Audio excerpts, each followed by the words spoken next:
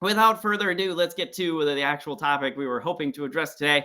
We have Ryan Quinn here from WORQFLOW to talk about sales enablement things. Ryan, over to you.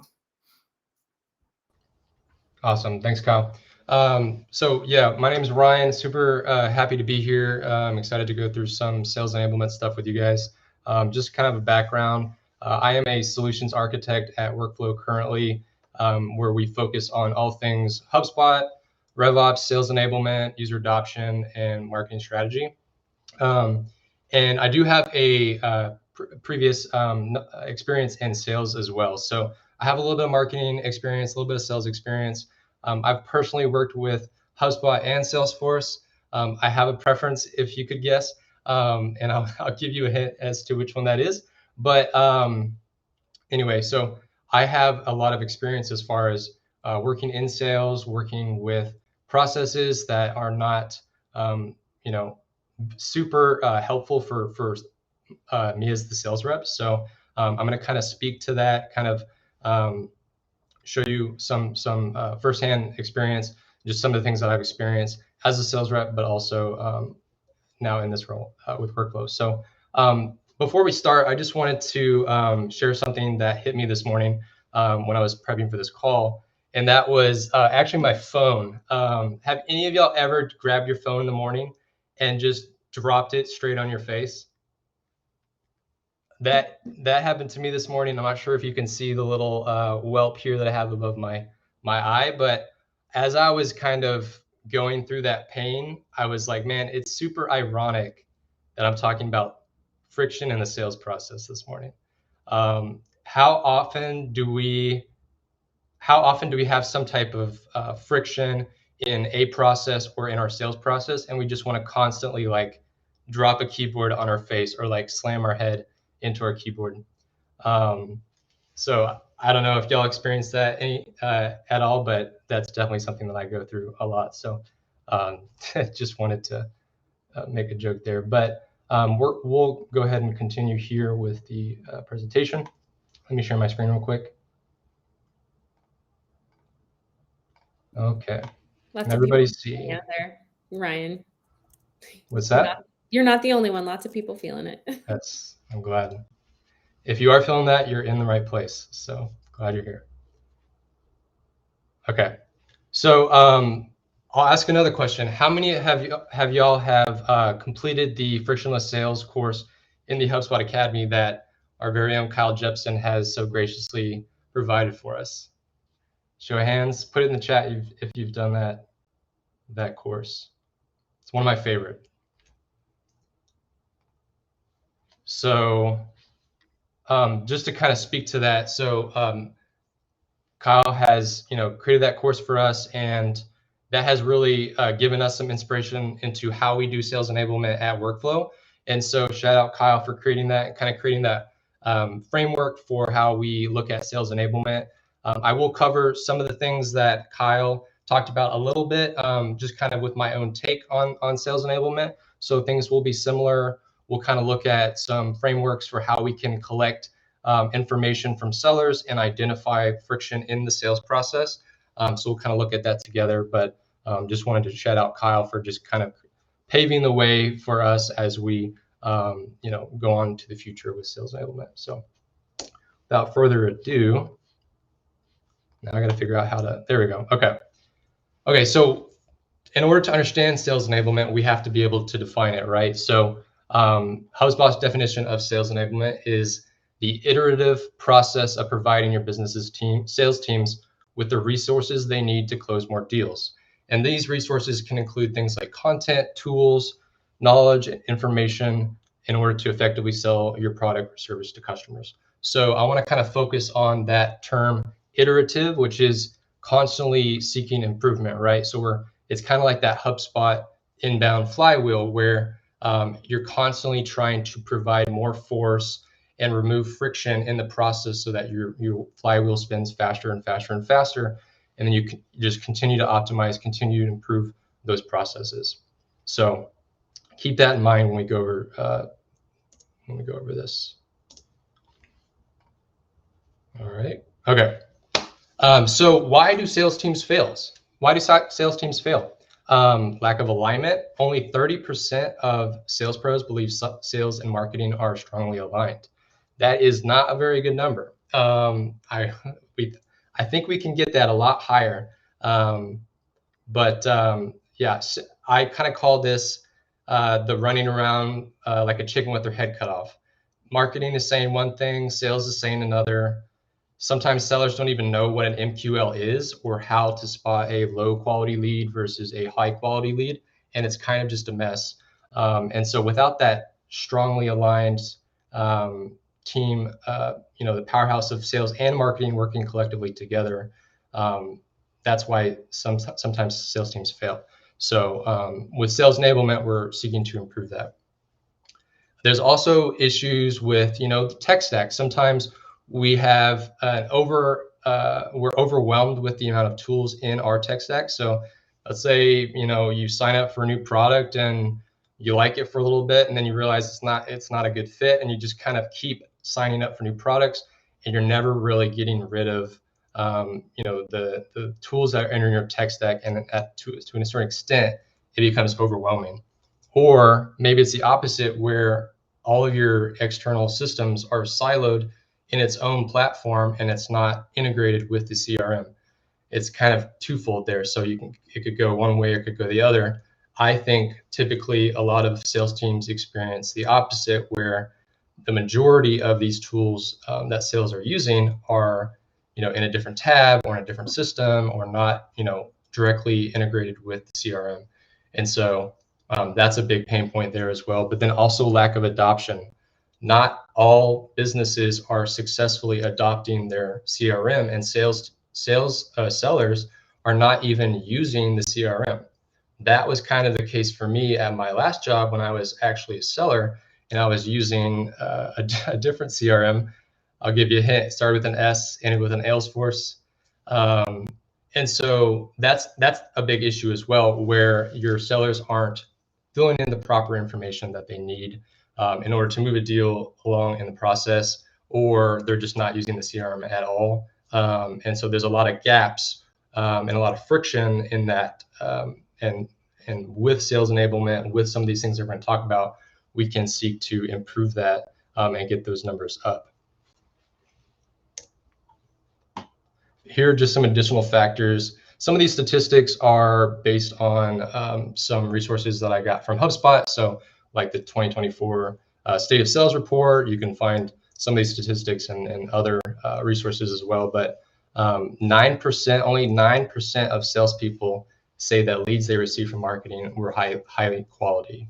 And we don't know if that's necessarily true as far as the quality of the lead, or maybe that is an issue of alignment where the seller doesn't know how to define that lead, or why that lead should be high quality or should be low quality. And so there could be issues there.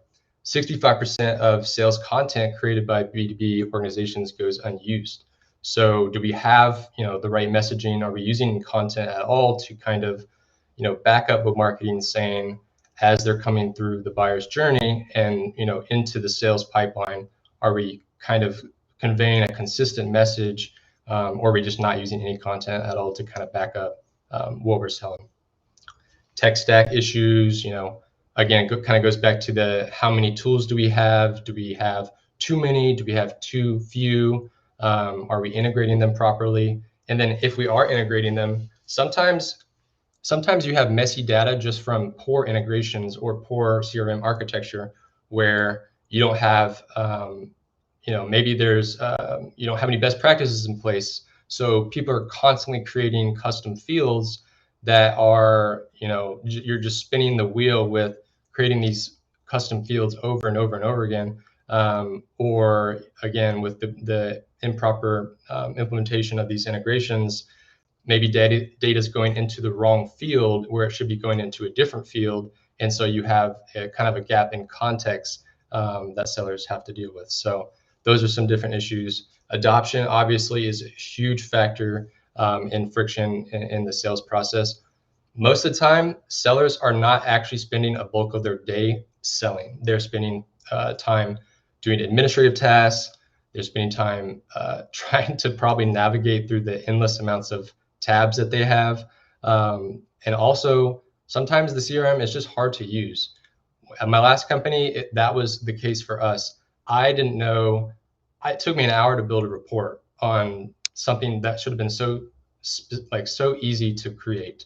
And so it was really hard for me as a seller to spend that time on selling the product that I was selling, instead of just spending time on data entry, some of these administrative tasks, following up, and creating a system for myself that allowed me to be organized outside of selling. So these are some additional factors that can create friction that we're going to try to fix here.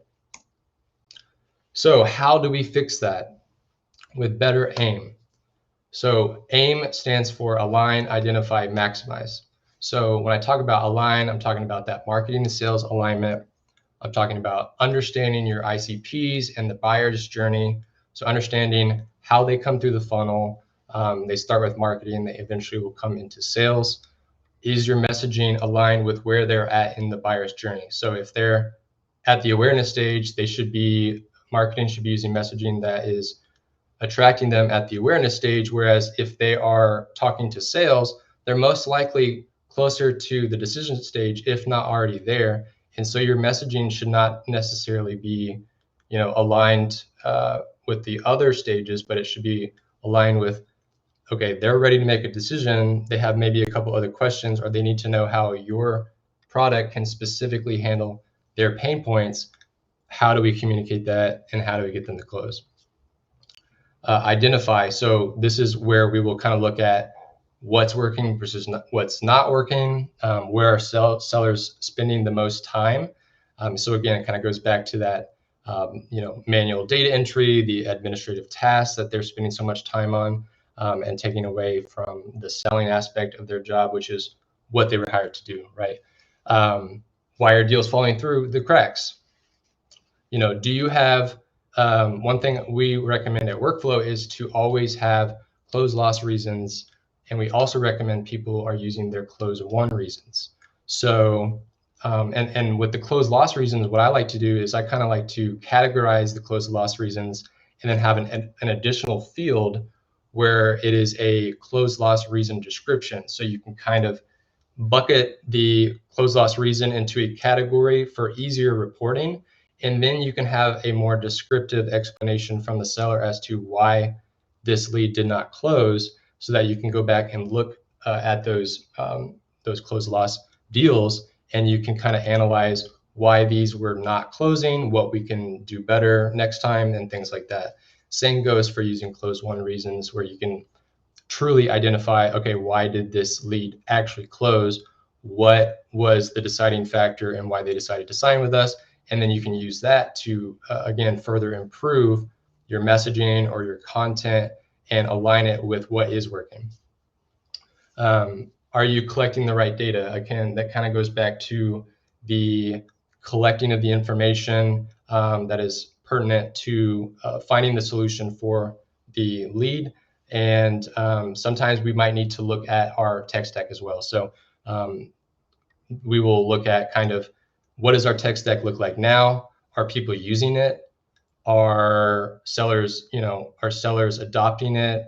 Do they have any pain points with the tech stack? Is something not working for them? Are there things that are working really well? And so, if so, what are those things? And then also, like, if there's room for improvement, how can we improve our tech stack and make sure that everybody's on the same page and using it? Because if they're not using it, chances are you're probably spending a lot of money, maintaining a software that you're not using. And so therefore you might be able to remove that from your tech stack if it's not being beneficial to your company. And then maximize, where we'll talk about adoption, user adoption, automation, as far as automating some of the tasks and the manual entry, data entry. That way sales doesn't have to do it. So there's a lot of obviously easy workflows that we can create that automate tasks, automate different things that will take some of those responsibilities off the seller's plate, in order to spend more time selling like they should be. I think, again, content, looking at some of the things that we talked about in Identify, just seeing where the gaps are in our content, whether it be marketing content that sales is using, or the seller's content as far as, email templates, sequences, things like that. And then a lot of the KPI reporting, one-on-one coaching, and different training resources to kind of create a culture of learning and continually optimizing processes. All right. So slow me down. If I'm going too fast, just let me know. But I wanted to kind of talk about the different Align topics here. So Align, one of the things that we should do is create a marketing and sales SLA. So this is going to really help you align your teams together so that they're both on the same page and working towards a common goal. So at the top level, it kind of starts at the top. What are your company goals? What are marketing's goals? What are your sales goals? If marketing has, a goal of driving 100 leads to sales each month, you can identify that here within this matrix. You can write this down so that teams are held accountable to hit these goals. You can see the initiatives that each team is working on. So if marketing has a goal to drive 100 leads to sales in a month, and sales goals is to book 50, maybe 50 is not a good relevant number, but let's say like 10 demos out of those 100 leads, for sales. That's their demo goal, revenue goals, whatever those are. And then as far as initiatives and like accountability, let's say that sales is required to, according to this SLA, required to follow up within 24 to 48 hours of those leads being delivered to sales. So that's kind of how this can work. This is really going to align your teams together, make sure everybody's on the same page. This is also where you'll kind of create a cadence for meeting in the future to reevaluate some of these goals and report feedback back to each team. And then again, one of the things here that is big is for sales, sales needs to be able to identify what an MQL is, where the handoff, like what the handoff criteria is for marketing to sales. And that way the sales team is given the right context, and they have the right context to know what lead is what, if it's a high quality lead versus a low quality lead, and they can do their job a little bit better given the right context about that specific lead. If lead scoring is used at your organization, you can also include, what are those positive and negative attributes in this SLA so that the sales team can clearly see, okay, when this person views a page 10 times, or when they fill out this form, or when they attend a webinar, they're given this score. And then based out of that score, they can see, okay, a lead score of 80 is like a top, high quality lead that I need to be focusing on, whereas a lead score of, 30 or below is a lower quality lead that I don't need to focus on as much. Without this insight, without this context, sales might not know who to focus on. And so this is kind of where you can align both teams by creating this system where you're constantly coming back to each other, you're communicating, and you have a cadence for improvement.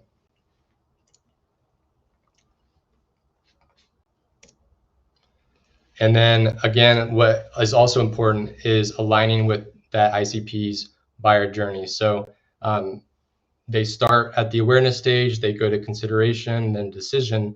So you need to tailor your messaging to meet the buyer where they're at in their buyer's journey.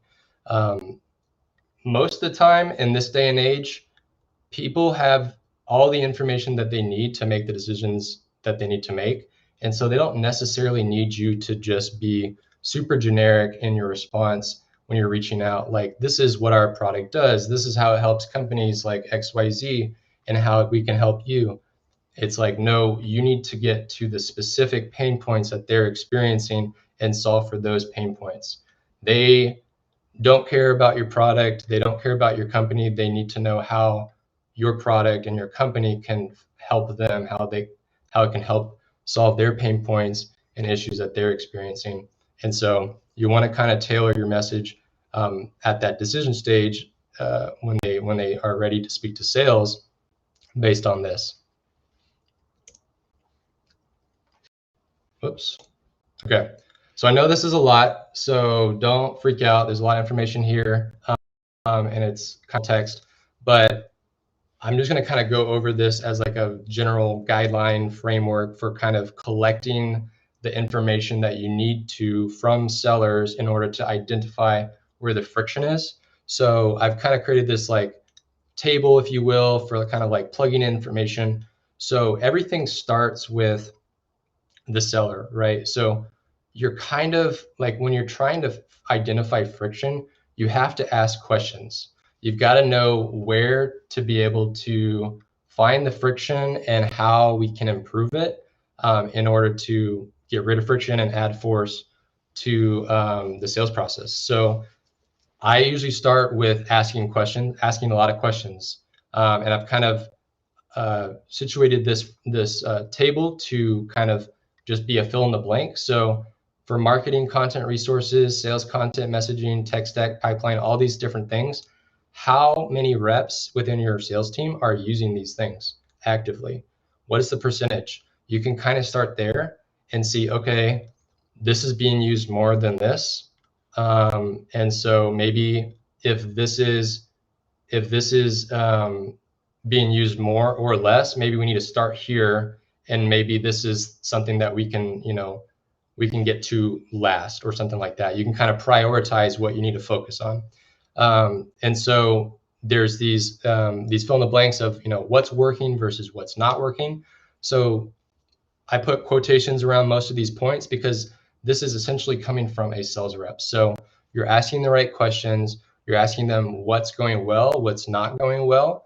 And if there's something that you're struggling with, if there's something that you're stuck on, if you're having pain points with something, what are those pain points? Like, explain that to me. And so I've highlighted some of the ones that I wanted to touch on just because pipeline's a big deal, obviously. So just as an example, I asked the seller, what's working? I love how I can filter my deals and see everything in a Kanban board. It really allows me to see what stages my deals are in at a quick glance. Obviously, that's good. So we can continue to optimize stuff like that, but it's good to see, what's the positive feedback instead of what's just the negative feedback all the time. And so we want to ask the good things. We want to ask the bad things. What's not working? Not having good visibility into my activities and open tasks. I'm dropping the ball on my follow-up and reminders for myself. And so this is obviously a big pain point for the seller. And so realistically, this kind of goes back to not spending as much time on the manual entry, trying to find what tasks you have next, and trying to find where you need to follow up with your contacts. And so this is something that we can use to improve and give reps that visibility into these things so that they can work faster and better. And then what are you stuck on? What are some of the pain points that you're struggling with? Sometimes I have no idea why or where my leads are coming from and why. It would help to have a little bit more context so I know why I'm contacting them. I know what an MQL is, but I don't know why this lead was an MQL. So that goes back to marketing and sales alignment. Are your teams aligned? Have you met? Have you defined common goals? Have you had that conversation with the sales team? Like, this is what an MQL is as defined, as we have defined. This is the criteria that if this lead, fits this criteria, they get this score. Out of a score of 0 to whatever, anything above this number is considered a high quality lead. And so being able to have that conversation gives them the power and the context to work in more confidence and hopefully close more deals because of that. So this is just kind of an example of how you can kind of identify and collect that information from your sellers and in the long term, hopefully reduce this friction and then just continue to improve this process. And then maximize, kind of the same thing. But the maximize process, we're going to talk about like, how do we measure and improve from where we're at? So how do we measure from like a reporting perspective? How do we like tangibly see what's working versus what's not working? And we're going to kind of use the same examples of what I had on the last slide: marketing content, sales content, tech stack.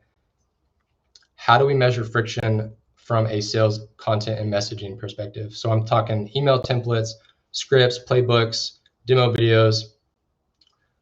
For email templates, you can create reports based on templates. You can actually see reply rates, success of how your email templates are performing from an email template alone standpoint, but also using them within sequences. You can report on all of this. For scripts, are you maybe using call type and outcomes to track success of scripts? Or are you using that closed won loss reason description? You can kind of see based on the conversations that you're having, the activity types and the outcomes, how successful are your scripts based on sellers using that script in that lead and using that or basically using the call type and outcome to record the success of that call based on the script. You can also use custom properties for scripts, and I'll show you that on our demo, which is pretty cool.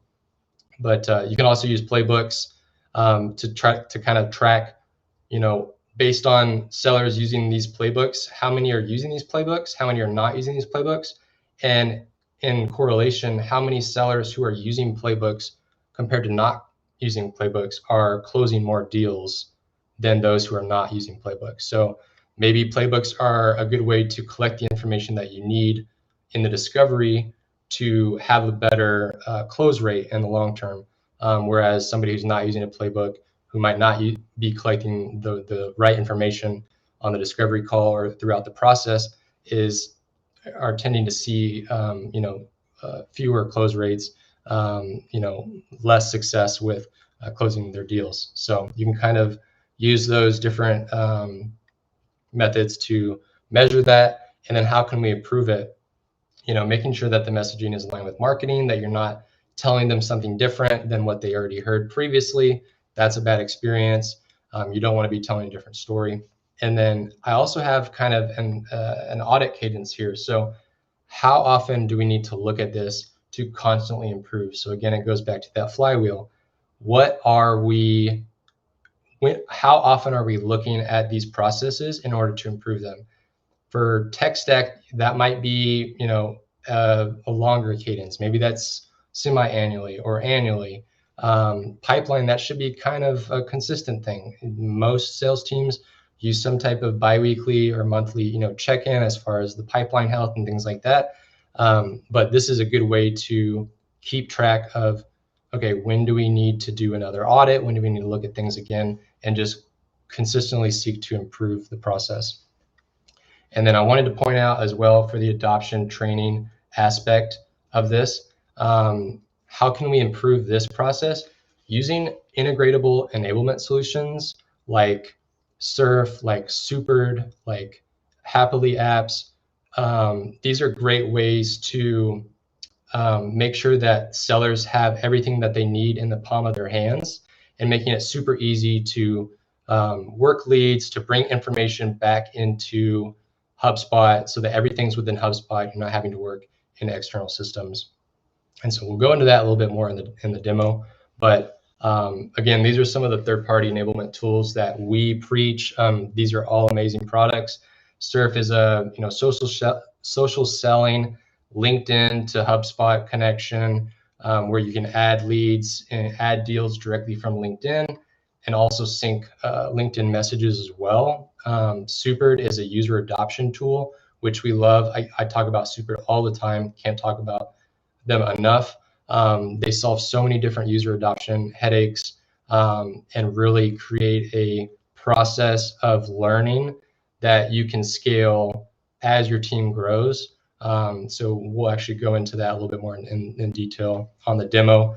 And then, again, Happily products, they've got a lot of awesome products like Associate, clone attack for like data quality, keeping things really locked tight and making sure that there's not like duplicates of anything, to where your sales team would have to maybe go back and merge things together. Zebra for Stripe, subscription management, things like that. So I know that was a lot. We're going to go into the demo now, but does anybody have questions so far? I think people are just riveted. Not a lot of questions. The main question we've gotten is, can we have this deck, please? So that one's come up a couple of times. Yeah, absolutely. I'll be sharing the deck afterwards for sure. Oh, you did just get a question. How would you fit this best into the new prospecting functionality? Yes, so we're going to get into that in the demo. So good question. Any other questions though before I jump in? You're good to go. Okay, let me get out of this. See if I do this right. Okay. So some of the things that I want to talk about are in the demo is how do we automate things that can be automated and probably should be automated, so that again we get rid of tasks that sellers have to do manually so that they can spend more time selling. How do we give them easy access to the data that they need to see? And so we'll show you kind of how to customize the CRM for sales as like a best practice. And what you see here is our Morning Brew dashboard. I'll get into that, but we also want to be able to show them visibility into reporting as far as their key metrics and performance, things like that. Embed coaching into the operating system. So how do we again kind of create that process of learning and that training and support? How do we provide sellers with that information, the information that they need to see? And how can we do that within HubSpot directly?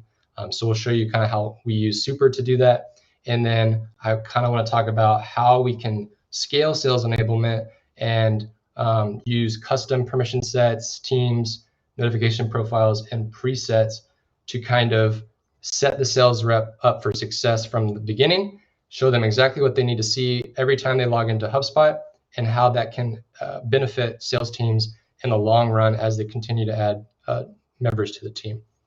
So here you have our Morning Brew dashboard. We called it Morning Brew. There's no affiliation to the newsletter, but we call it the Morning Brew because the idea is you log in as a seller every morning and you see the important tasks and all the data that you need to see that's relative to your business and your pipeline in one place. So this is kind of what we've created to show information relevant to activities. So you've got lead response time, activities, meeting outcomes, call outcomes, any outstanding tasks that the seller has that they need to get to.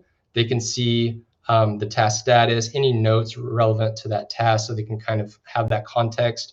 And leads overview. So this kind of goes into the new prospecting tool. You can see how many open leads that you're working, in progress. You can see your conversion rate, average time to first touch.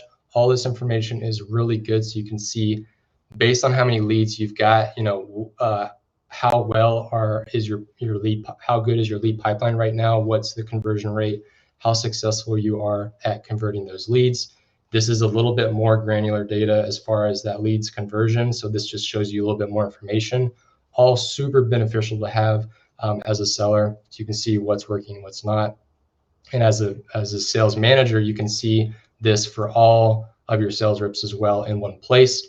And then this is very similar, but for sequences. So you can see how many contacts are enrolled in your sequences, number of associated meetings, how many people are responding to your emails and getting out of that sequence or booking a meeting. Like that is the goal of sequences. And so you can see all that information here.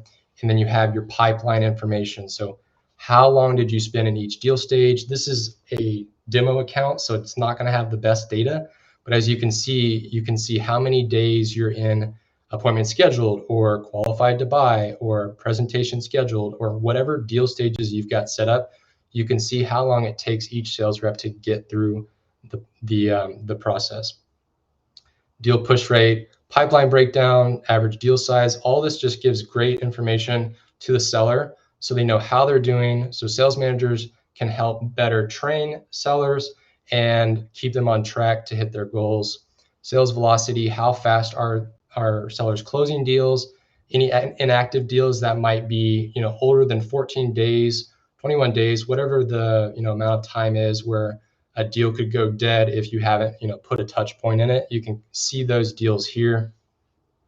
Deal loss reason, again, you can go back to this as a sales manager. You can see, okay, what deals are we losing? Why are we losing them? And then you can use that information to improve things. There's just a ton of information here that we're able to provide in this one dashboard that sellers sign into and see every morning, so that they're aligned with where they're at and they can continue to improve throughout the month, throughout the quarter, whatever. So this is something we use for every client pretty much, and it's a great way to relay this information back to sales. Some of the other things are things like custom record views, custom index views. So here I want to use the use case of real estate. So like I mentioned, I have some real estate experience. I got my real estate license a couple of years ago, so I am a part-time realtor. So I kind of know the process.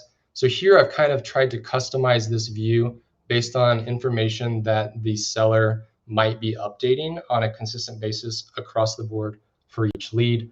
So you can see information like why now? Like why is this lead trying to buy a house?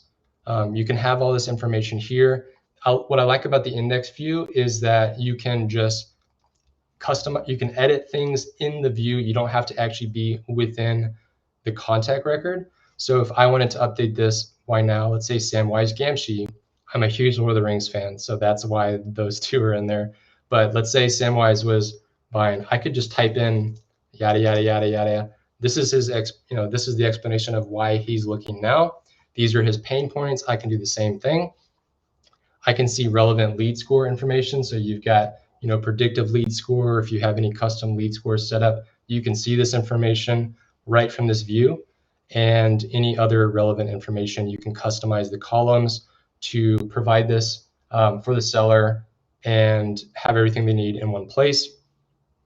You can do this for each seller. So each seller could have their own view so that every time they log in or they look at contacts, it's already set. So they don't have to mess with anything. They're enabled from the get-go, and they have everything they need in one place. Now, this kind of translates very similarly to the prospecting page. So if I went to prospecting here, all the information would show up. Again, this is a demo account, so I don't have a lot of information, but I can see my leads here. I can choose to follow up with them. I can click through them and see all the relevant information on one side. And what I've done is I've customized the default property fields on the left side, on the contact record left side. So what's important about the new leads object is this information that shows up here on the About tab under the lead. It's only going to show that default information. So if you have information that is relevant to sales and marketing and service in that one place, you're going to have all this and you're going to confuse the seller, right? So what I do is I recommend best practice is to customize the default HubSpot architecture for sales. If you need to give context for marketing or service, you can create different sections. You can create different views that only they can see.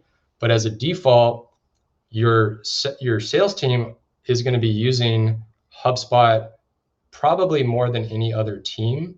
And it's most important for them to have the information that they need, because they're the ones closing the deals. They're the ones bringing in the money. And so having this information here on the lead view based on this customized section on the left side just helps sellers have everything that they need in one place. They can call this person, they can update this information live on the call, everything's editable, and you have everything you need in one place. So I really love customizing that default section for sales because it allows them to see everything here when they're working in leads. And then, if this person was qualified, they could just simply go back to the lead, move them to qualified, and create the deal as the next step. So I love using like those custom views, but I also try to focus on customizing Sales Hub, especially, but just HubSpot as a default for sales, because that is the information that you need to provide them to keep them aligned and working towards closing more deals and spending less time trying to figure out where to update all these different fields. So I love prospecting. I love the new leads object. So that is a huge unlock there. And some of the other things I want to talk about, I kind of showed you the custom view on the side here, but you can do that for the middle. You can do that for the right side. So you see I have all the associations for this contact. I've got the lead that it's associated to, the contact that it's associated to. I love the same object associations that HubSpot released a while back. So I can see Frodo is a household member, so he is going to be involved in the process of buying this house with him, right? These are the deals that he's assigned to. This is the listing that he's assigned to. So this is the house that he's looking at. If I have any, software that's connected, integrated to HubSpot, chances are you'll see that here too. So I've got DocuSign integrated. I can send out a DocuSign directly from HubSpot to Bilbo Baggins. He can sign it, and then once he's signed it, it's been updated and I can see that he signed it. I can then use that in other automation. I can create follow-up tasks based on, once he's signed, the buyer's rep, do this, or call them and, check in, or maybe schedule the inspection, or that wouldn't be the case, but you can create automation to create those follow-up tasks again, so sales doesn't have to do that manually themselves.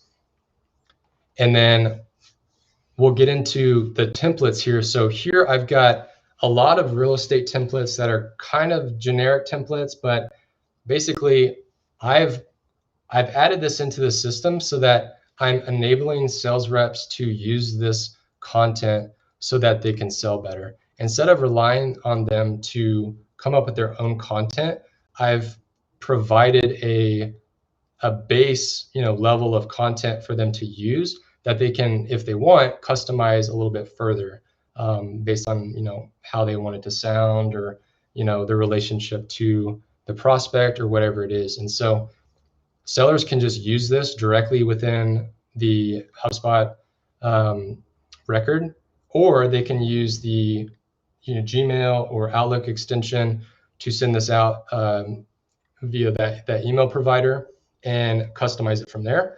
But creating content that sales reps can use is just a huge benefit to sales reps. I mean, creating content alone, like trying to think of the right email, like that is not what sellers should be focusing on. It should be focusing on engaging with clients, getting them on the phone, having meetings, having demos, and moving them along and closing deals, or disqualifying deals, whatever it is. And so this is a huge benefit to sellers. Sequences is another way that you can automate task creation. You can automate email outreach. You can use those templates within sequences, just like I have here. So I've got, expanding your home search. This is the first email. And then the next step would be to call that contact to follow up. And I've got all these different steps that are automatically going to happen without the sales rep having to do anything, unless, for instance, they have that task to follow up, or they have a manual email task, because some of these will pause the sequence. So you can customize that however you want, but this is another way we can automate the task creation for sales reps and just kind of do a lot of the manual data entry and things like that for them. And then that way they can, hopefully just rely on people replying to those emails or booking the meetings from there. Sequences is huge. And you can also view the performance of the sequences. So you can allow, your sales reps to create their own you can create them for them as best practice, and you can see how well those sequences are doing. Is any attributable revenue to that sequence? You can see that information here, and so you can use that those analytics to further improve your process and the content that you're using. We'll try to wrap up here, but I wanted to show you what Supert can do. So Supert, again, is a user adoption tool that you can use to give everything, put everything in the sales rep's hands as far as the information that they need to know, the context about something, and you can use Supert as a training resource as you scale, as you add people to the team, so that they can learn as they go. They don't have to be constantly hand-holding somebody. So what you see here are these little pink dots, and what these are cards. So for each deal stage, I might have a specific requirement for that deal to move to the next stage, or maybe I'm just defining what that deal stage means.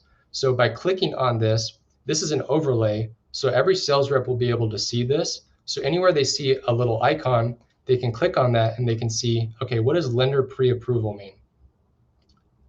And what pops up is kind of a knowledge base article, if you will, for what is the difference between a pre-approval and a pre-qualification.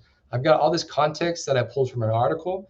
I can add a video so that they can watch that, so they can have a better understanding if they're an Audible learner. And you can see all the information that you need to know to give you the right context to what that deal stage means. You can use that for common definitions. You can also use that for scripts, which I think is a really cool unlock. So let's say I go back to Bilbo Baggins contact record here. So if he's in let me pull up the deal record actually. If he's in a pipeline, let's say he's buying or he's selling, I can use automation to set this sales script field as a seller's or buyer's agent script. And then I can use Supert to pull up that script right on that field or that value. So I'm just going to use the seller's agent script here. So since this is selected, I could now click on this and I can see the exact script that I'm recommended to use based on what they're doing, what actions they're taking, what they're looking for. And so if he's looking to sell, which he's looking to buy, but I had this one set up already, so I want to show it. But you can see, okay, this is the script that we recommend, and new agents can just follow this to have everything that they need in order to make a successful call.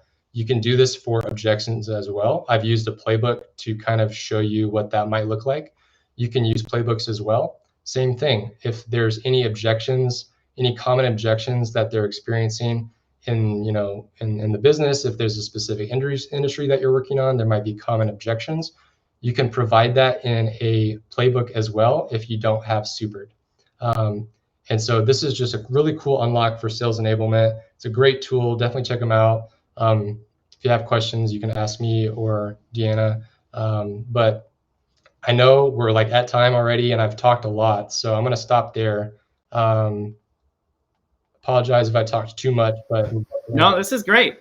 We have just a handful of questions in the Q&A. We'll do a lightning round and see if we can get through them in 3 minutes. I'll just go top to bottom. What have you found to be the most impactful content marketing can create for sales reps? Most impactful content. I think the common ones are, like testimonials, reviews, use cases, or like business cases, case studies, things like marketing pamphlets, like one-pagers explaining, how the product works, or, providing visuals so they can understand how it might relate to their business. Things like that are probably the most common ones that I've experienced. Cool. And then maybe a harder question. At 11:42 a.m., I don't know what was happening, but Amelia asked, can we get a copy of this dashboard? The Morning Brew dashboard. Yeah. Yes. Oh, okay. Yep. Cool. One last one with 2 minutes left to go. Ruth, squeaking in here at the end. Do you have best tips? Or do you have tips or best practices for setting up feedback loops? That's a good question. I think if they have feedback, they should communicate that to their manager. And then I think that the manager should have some type of database for feedback that they can then use to go back to, you know, marketing, or they can discuss internally. As far as feedback, you can also just use notes on the deal record or the contact record where you can, you know, at the person. So if you've got specific feedback about the deal, or, you know, something within HubSpot, you can chat that person on it. And so that they can kind of have context into what's going on. I think it kind of just comes down to just communicating to your manager, and having, you know, the teams kind of come back together during the, you know, the marketing meetings where they, you know, have that cadence set up, you know, monthly or quarterly or whatever, where they can communicate that feedback. I think it goes the same for, you know, marketing as well. Cool. Well, thank you. With 15 seconds left to go, everybody on your way out the door, please fill out the survey. I just pinned it in the chat. Ryan, if people want to find you, connect with you, what do you have a preferred, like, should they reach out on LinkedIn or what? Yeah, you can reach out on LinkedIn. I think it's Ryan-Quinn9. Oh yeah, on LinkedIn. Yeah, it's all over it.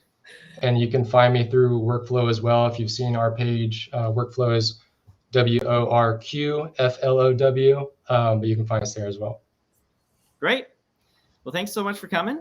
Thanks everyone for being here. We are exactly at the top of the hour, so you nailed the timing, Ryan. And hope to see you all back here next week. Happy 2024, everyone. Thanks, Ryan. Bye, Thanks, everybody. Rob. See you next week. See ya. Bye.